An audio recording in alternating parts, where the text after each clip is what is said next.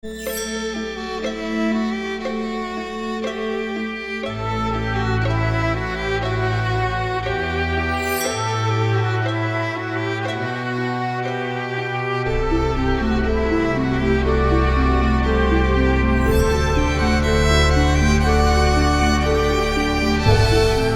to the Ragwood Refactory. I'm Tim Talen. I've been restoring airplanes now for about 40 years.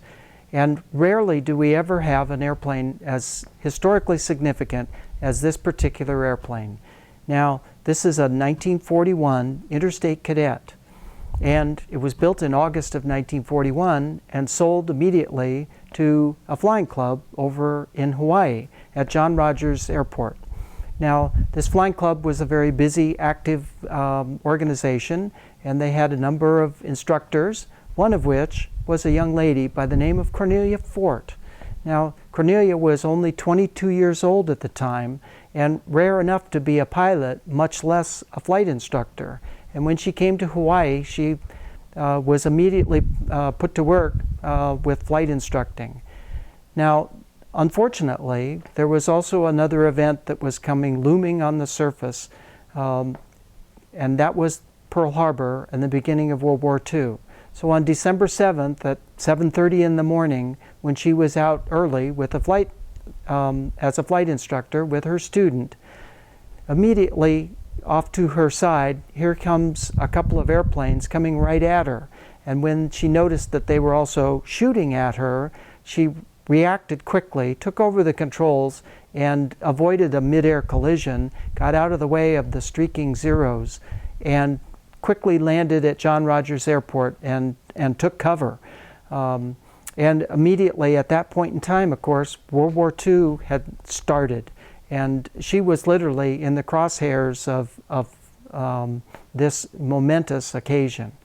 Now, Cornelia was a civilian, and so with the war on, there was no opportunity for her to be flying over there because civilian flying obviously was curtailed. So she tried to get back to the United States. It took her literally 3 months before she was able to board a ship and get herself back to the United States.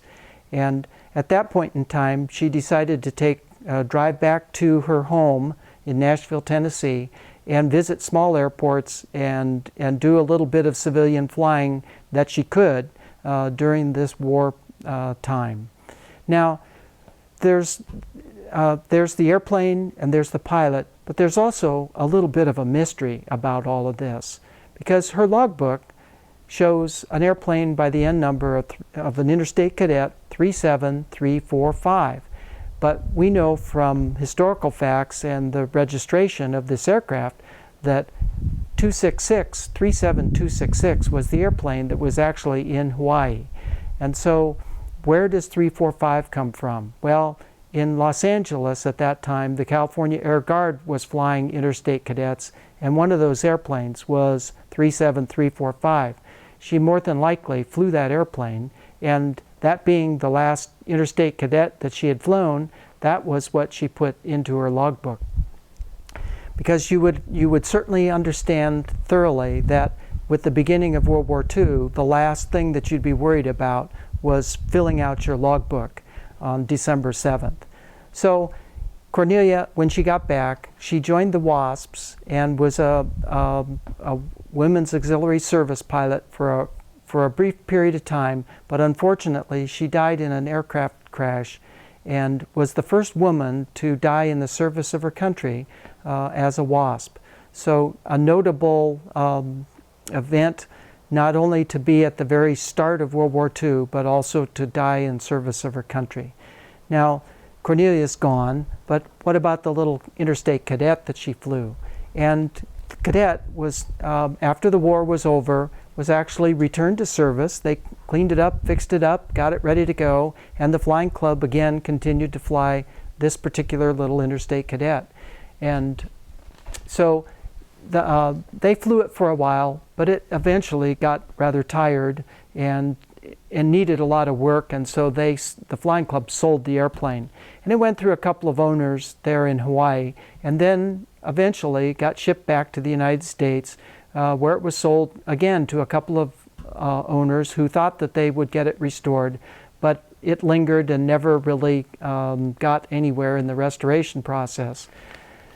Now, at that point in time, a gentleman by the name of Kent Peach purchased the airplane, and hearing about the story and understanding the fact that this was had the potential to be a significant airplane, was concerned about it and talked to Air and Space magazine to try and verify whether this was the right airplane. Was 266 the correct airplane? Because the logbook clearly showed 345.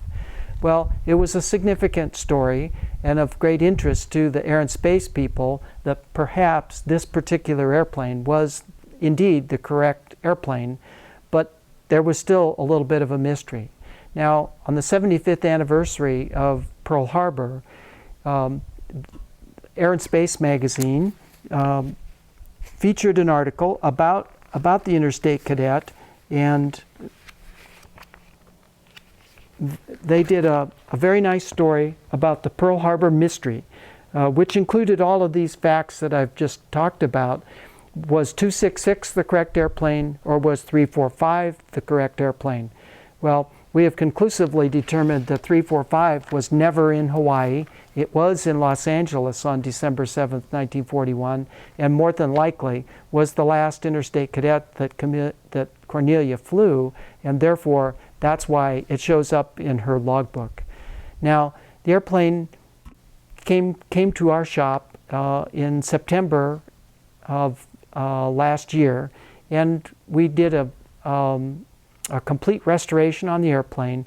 We went through the whole process in about 4 months, getting it ready for this 75th anniversary. And so it was a complete restoration, complete new fabric, new paint, new everything, and it was very detailed, authentic restoration. We've restored a number of these interstates, and we have learned through the years all of the items that make it an authentic restoration. So the end numbers, the markings, the decals, the stripe, the whole paint scheme, the interior, the instruments, the engine, propeller, everything, every detail of this airplane was brought back to look exactly like it would have looked when Cornelia was flying this airplane on December 7th, 1941. So the airplane's here now being detailed and getting ready for its next life at a museum, and we hope that you'll get the opportunity to see this airplane because here is an airplane that not only had a very famous lady pilot, Cornelia Fort, flying this airplane on December 7th, but it really initiated World War II, was probably the first airplane to get shot at, and interestingly enough, this particular airplane, 266, has survived all these years to be restored, and with that, we hope that you will be able to get to see the Pearl.